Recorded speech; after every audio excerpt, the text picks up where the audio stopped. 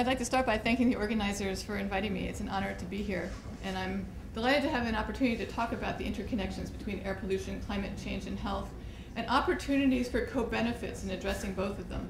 This is an area which has received less attention, I think, than CO2 reductions, but it will have significant implications for climate, and addressing air quality in the conventional sense could have either positive or negative effects on climate. Air pollution levels are highly sensitive to weather, and it follows that climate change will likely have air quality implications. Conversely, some air pollutants increase radiative forcing while others decrease it. Radiative forcing, loosely defined, is the change in net radiance of the tropopause, which is the top of the lowest layer of the atmosphere. And increases in radiative forcing will tend to warm climate, decreases will tend to cool it. Certain air pollutants, such as ozone and black carbon, will warm climate, and others, like sulfate and organic aerosols, will cool climate. So policy efforts to address human health and environmental concerns that reduce, for example, sulfur dioxide emissions, which are precursors for sulfate, will actually act to remove a cooling element of pollution, and the net result will be an increase in warming. Integration of air quality and climate stabilization goals in environmental policy design would be highly beneficial. Right now, they're quite decoupled, with the air pollution community and the climate community really thinking about things fairly separately. I'm going to try and bring together some of the differences here. Just to start with a reminder of how air pollution adversely impacts human health, the World Health Organization has identified ambient air pollution as a high public health priority. Both long and short-term exposure to aerosols can result in premature mortality and cardiopulmonary disease. And there's a sequence of fairly rigorous cohort studies conducted by the epidemiological community that quantify the concentration-response relationship of particulate matter. And particulate matter, known in that community as PM2.5, aerosols with a diameter less than 2.5 micrometers, includes sulfate, black carbon, organic carbon, as well as other aerosols. In addition, ozone, which I'll show you is a greenhouse gas, is also associated with premature mortalities and respiratory ailments. And both PM2.5, or aerosols, and ozone are widely regulated around the world in order to protect human health and the environment. Elevated ozone concentrations, in addition, reduce agricultural yields of many crops. And work in my group recently has shown that there will be an increasingly adverse effect on East Asian crops due to this increase in ozone concentration. And work we're currently underway with is indicating that that type of reduction will occur globally in the production of soybeans, corn, and wheat. And so reduced yields of these crops could have a global impact on nutrition and hence also on health. This is a figure taken from the most recent Intergovernmental Panel on Climate Change science report, and I'd like to walk you through it because it's quite important. Rob focused on CO2, and what you see up here are the long-lived greenhouse gases. The x-axis shows you radiative forcing. The first group is long-lived greenhouse gases. The second group is short-lived gases. The third group is aerosols and their precursors. And what you can see immediately by looking at this is that the long-lived gases are primarily positive radiative forcing agents. The short-lived gases are a mix, and I highlight here tropospheric ozone, which I'll talk about in more detail during this talk. And here you can see the tropospheric ozone, which derives from methane, which Rob mentioned is the 10 o'clock option, the 10 o'clock wedge. And you can also see ozone is derived from carbon monoxide, nitrogen oxide, and non-methane VOCs here. Tropospheric ozone warms climate, and you can see that as an aerosol, black carbon also warms climate. However, aerosols and their precursors, to a large degree, cool climate. And here you see both the direct and the indirect effect of sulfate emissions. Sulfate is a white, highly reflective aerosol, so its current emissions are acting to mask some of the warming we might be experiencing otherwise from the presence of these long-lived gases. In addition, it acts as a cloud condensation nuclei, making clouds whiter, increasing cloud albedo. And so you have a cloud albedo effect due to these aerosols, which is also acting to cool the climate. Before I move on from this figure, I'd like to point out that one very important difference between these gases and these aerosols is their lifetimes. These long-lived gases have a lifetime in the order of decades to some of them centuries. These aerosols have a lifetime on the order of days to weeks. And so although right now the emission of these aerosols is masking the warming that we might experience from these long-lived greenhouse gases, in fact, if we stopped emitting them, they would disappear very quickly. And we would be left with the full warming effect of the radiative forcing of the long-lived gases. So I'd like to introduce the concept of co-benefits, where the strategic reductions in the emissions of some greenhouse gases can improve air quality, and I'll focus on methane in my discussion shortly. Strategic reductions in the emissions of some air pollutants can benefit climate. So for example, that would be ozone or black carbon, while reductions of others will increase warming. And an example of that would be sulfate. Opportunities exist to simultaneously improve air quality and reduce radiative forcing. And a goal of the research in my group is to identify chemical species whose reduction results in benefits for both air quality and radiative forcing. There's definitely opportunities for undesirable effects in reducing air pollution loadings as far as climate goes. The Intergovernmental Panel on Climate Change makes projections from the present to the future in terms of the emissions of all of the greenhouse agents. And here I'm showing you future emission projections for SO2 and for black carbon. It's hard to predict the future. We don't have a crystal ball. So the IPCC uses various storylines to try and project what might happen given a business as usual situation or given an optimistic, aggressive environmental global effort. And these emission scenarios, which are shown here, cover that spread, with conventionally the A2 scenario being considered sort of the worst case business as usual, which unfortunately, incidentally, we are actually currently exceeding globally, with the A1 scenarios being considered slightly more optimistic, and then finally the B1 scenario being considered the most environmentally aggressive optimistic scenario. What I'd like to point out is that the SO2 emissions, you can see that in almost all cases it's projected to rise slightly and then to fall fairly significantly, whereas in almost all cases the black carbon emissions are projected to increase. And if you look from a policy perspective, there's been very aggressive and successful efforts in the United States and Europe, and now beginning in China, to remove sulfur dioxide from the emissions from coal-fired power plants. And there's been relatively little attention paid to the reductions in black carbon, although both of these compounds have effects on human health. And so I would argue that we could find co-benefits by increasing efforts to reduce black carbon. I would not argue against reducing sulfur dioxide emissions. It's clear that sulfur dioxide has detrimental effects on health. It contributes to acid rain formation through sulfuric acid formation.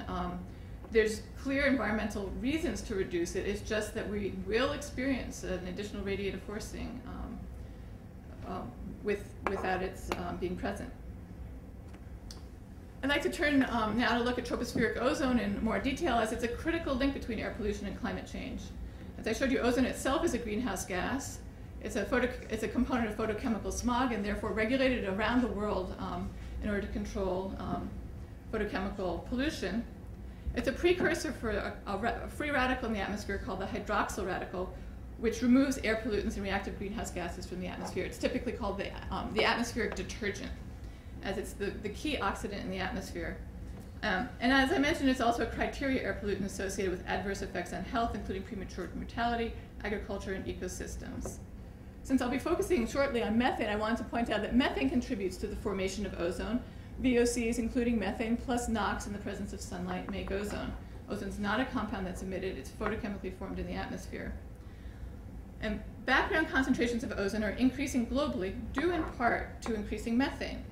And I'd like to show you how background ozone concentrations are growing. What you see here is ozone trends at the European mountain sites going from 1870 to 1990. Back in 1870, measurements indicated concentrations of ozone were about 10 parts per billion.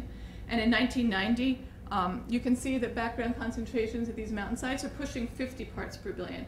Not only is the concentration increasing, but the rate of concentration increase is increasing. Projections are that ozone concentrations globally will continue to grow. This is a study that pulled together model simulations from a collection of different three-dimensional global chemical tracer models using the worst-case IPCC scenario for 2100 and calculating the increase in ozone concentrations that are projected to take place during the summer in the northern hemisphere in July by 2100. So you see here the difference, and you can see that the increase that this collection of models projects for 2100 is in South and East Asia on the order of 50 parts per billion.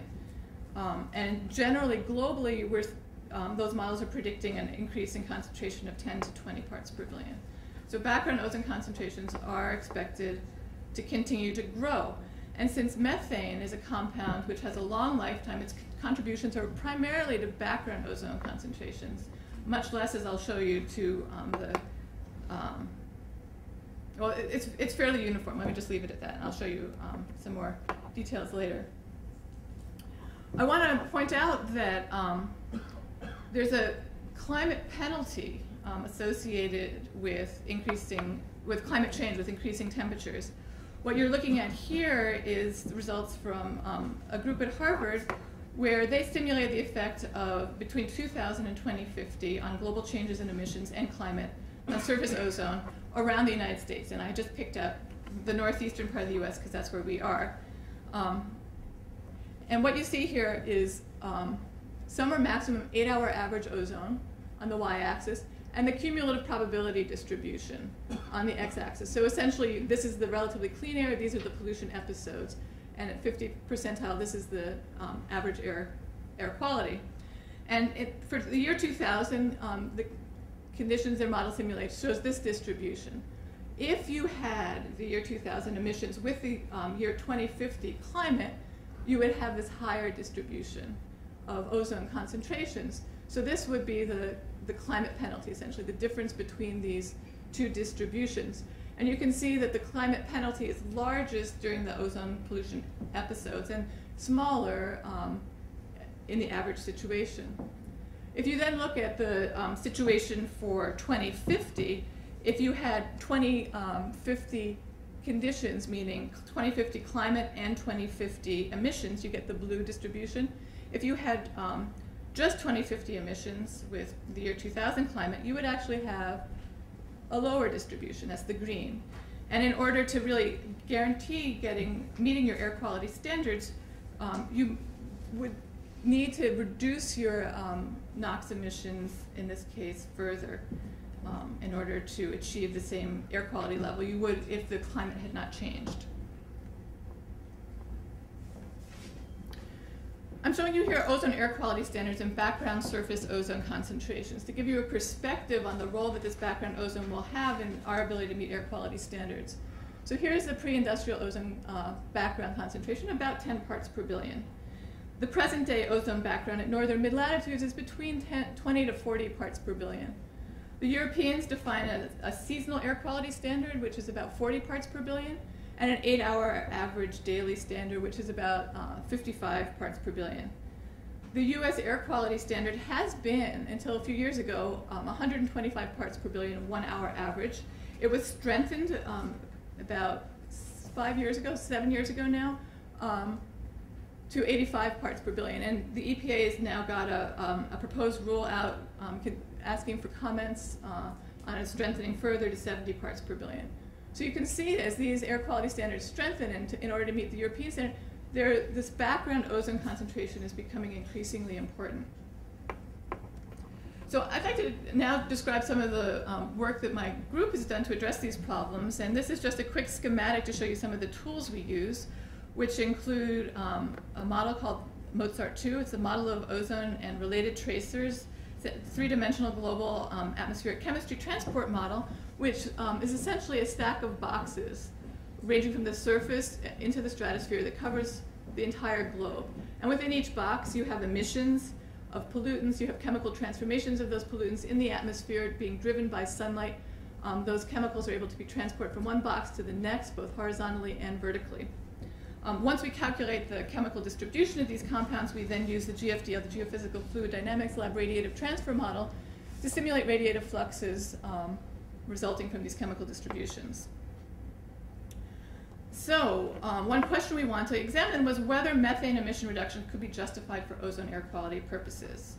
So our objective was to estimate the global benefits to human health, the number of lives saved by controlling methane emissions and hence reducing background ozone concentrations. And this work was conducted by Jason West, who is a postdoc in my group, in collaboration with Arlene Fiore and Larry Horowitz, who are our colleagues at GFDL. This figure is really showing the same information presented slightly differently as the earlier one that you saw. I just wanted to highlight the positive radiative forcing here of methane and of ozone. Global methane emissions come from a wide variety of sources. About 3/5 of them are derived from anthropogenic activities, including coal, oil, and gas, and then a variety of biogenically mediated activities that humans engage in, including agriculture. So if we want to reduce methane, how much can we actually reduce it easily? Well, since methane has a value as natural gas, there's about 10% of global methane emissions which can be reduced at a cost savings, and about 20% that can be reduced for less than $10 per ton CO2 equivalent. As a point of comparison, currently on the European exchange, carbon dioxide is trading at about $35 per ton.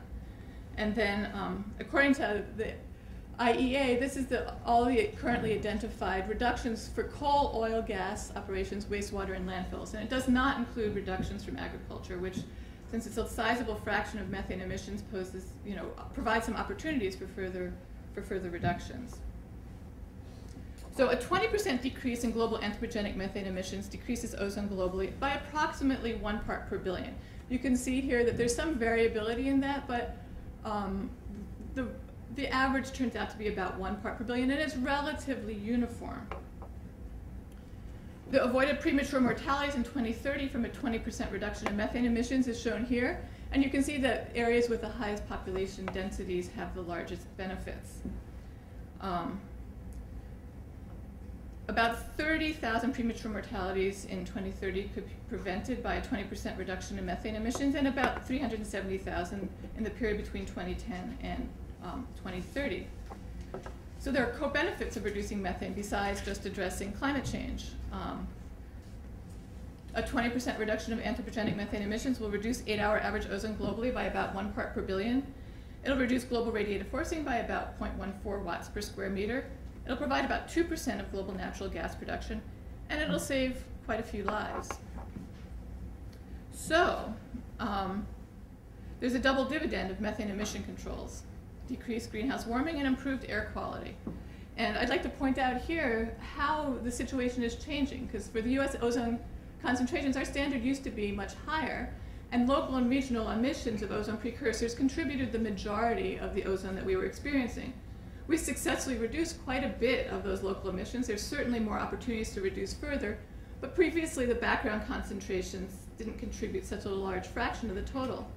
In the future, our standards are going to be strengthened, and the local and regional emissions will contribute a smaller fraction of the total.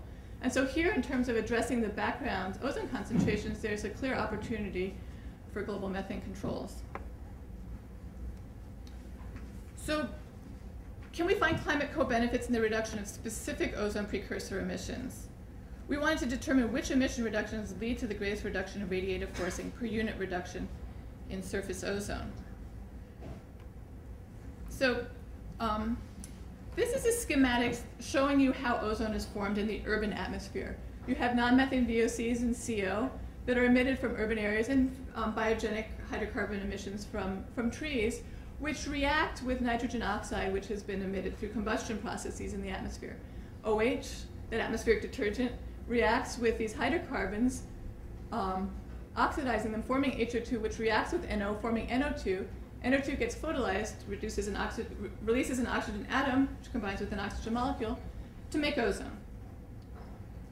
On the global scale, the same type of chemistry happens, though now methane starts playing a larger role because its lifetime is much longer. It's not nearly as important on the urban scale, and ozone is formed in that fashion.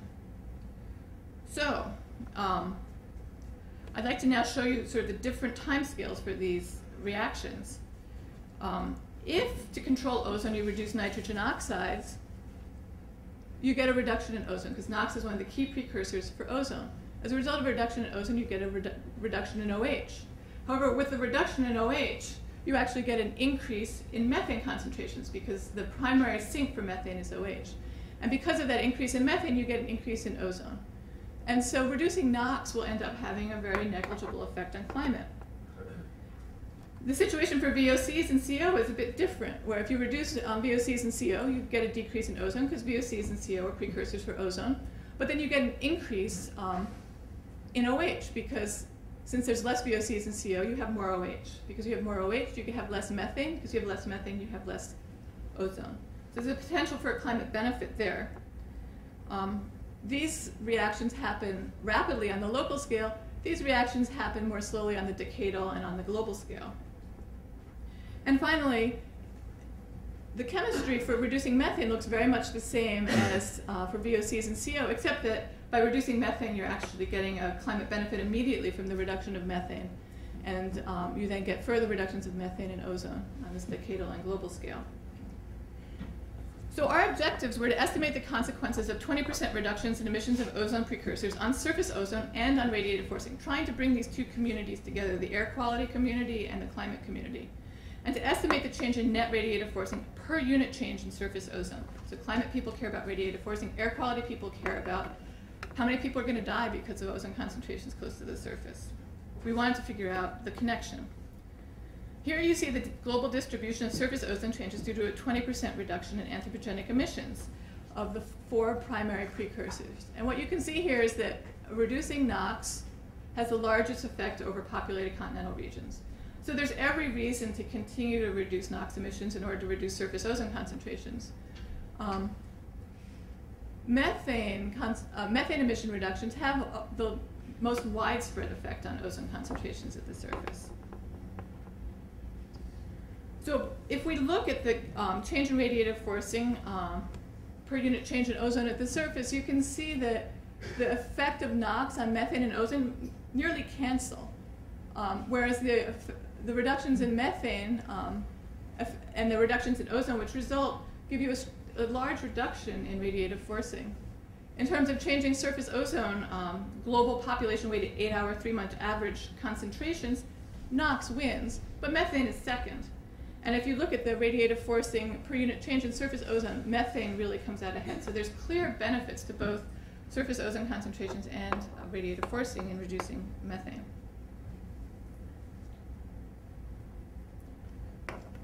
So based on our calculations of 20% reductions of anthropogenic emissions, NOx reductions best decrease population-weighted surface ozone.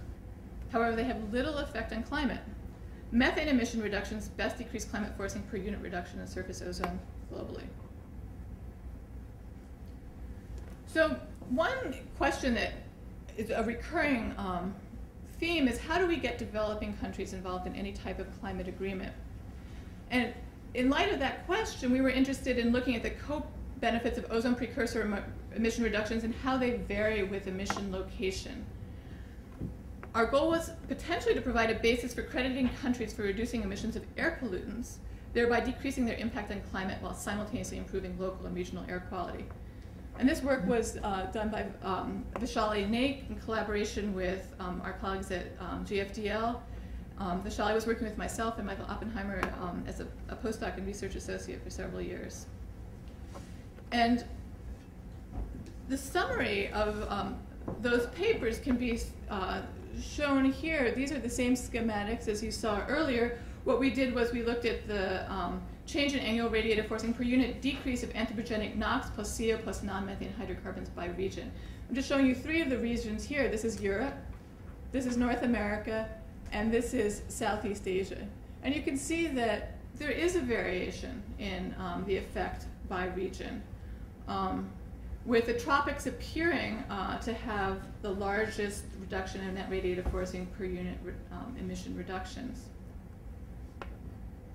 So, would it be sensible to develop a mechanism by which reductions in ozone precursor and or aerosol emissions with positive radiative forcing receive credit in a climate agreement? And I'm sorry to say that the best answer I can give right now is only maybe.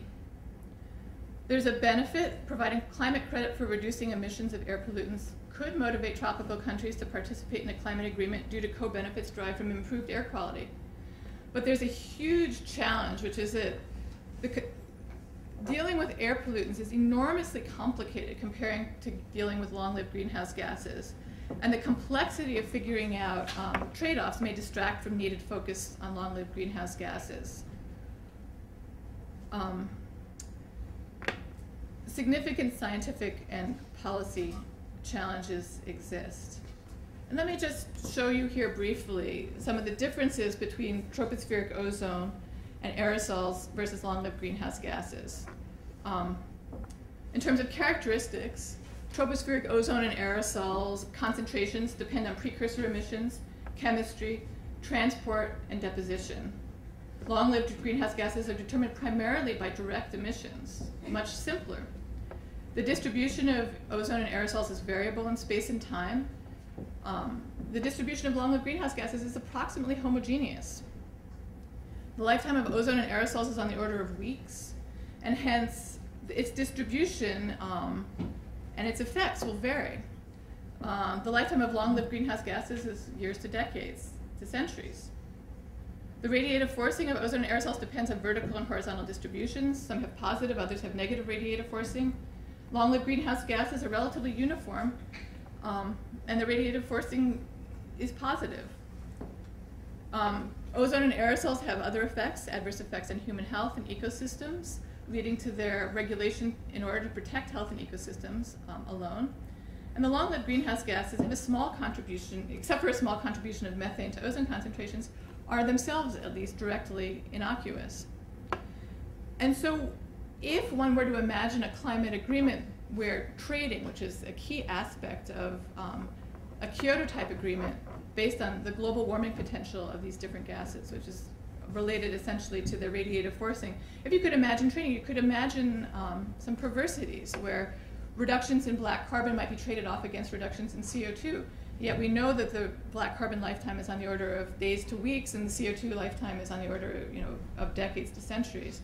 And so that type of trade-off could lead to perversities and undesirable effects.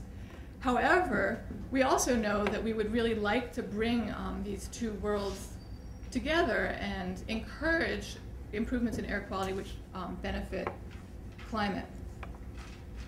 So in conclusion, what I can say is that air pollutants play a major role in climate change and should be viewed as a lever in climate stabilization strategies. Our changing air quality can have immediate consequences for radiative forcing, and hence our changing those emissions can be viewed as an opportunity as well as potentially a risk. Policies to improve air quality will have important implications for climate change, and as you saw, climate change will impact air quality. There are opportunities for co-benefits. Methane emission reductions would decrease both radiative forcing and surface ozone concentrations globally, providing co-benefits for climate, human health, and welfare, including ecosystems and agriculture. Policies to reduce aerosol concentrations, PM 2.5, that emphasize black carbon rather than sulfur dioxide would benefit both climate and human health. And as one of the wedges, I wanted to put in a plug for increases in efficiency, because increases in efficiency, as well as increases in the use of renewable energy, reduce emissions of both reactive air pollutants and CO2. So there's a clear win-win here. And if it's possible to address the nuclear waste issue and the security issues associated with nuclear power would also provide benefits for air quality as well as for climate. Reducing methane, CO, and black carbon emissions, I think, should be viewed as a companion rather than as an alternative to reducing CO2 emissions, as the latter is essential for long-term stabilization of climate. Thank you.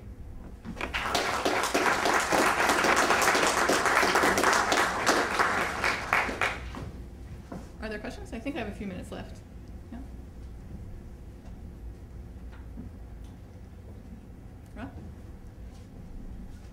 Sulfate, the grade says that rather than SO2 in parentheses from the last slide.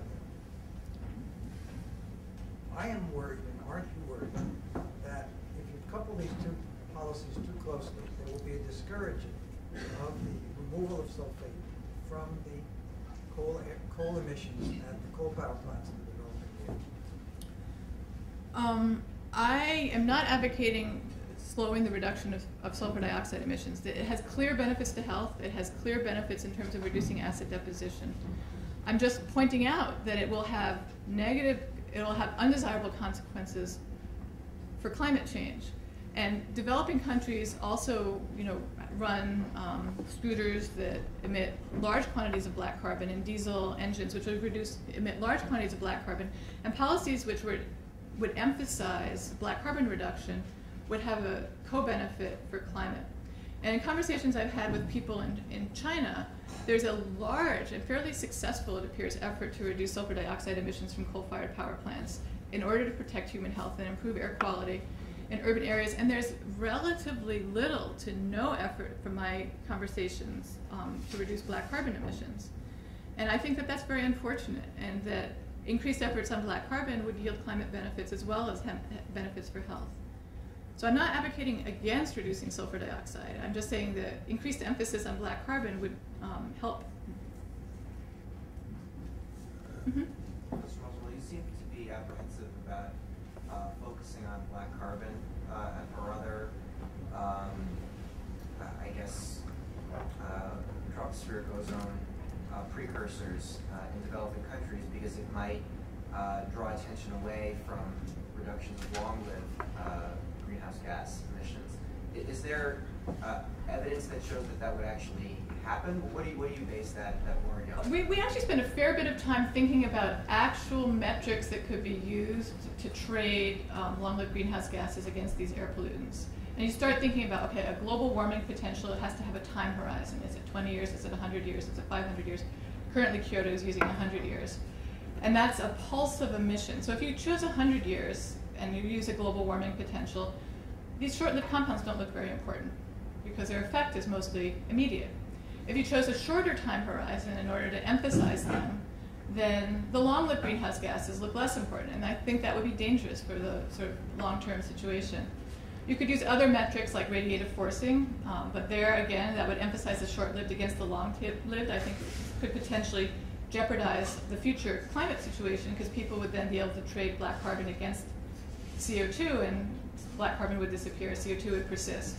That would have undesirable consequences. There's various other metrics that could be used, sustained global warming potential, a lot of different metrics.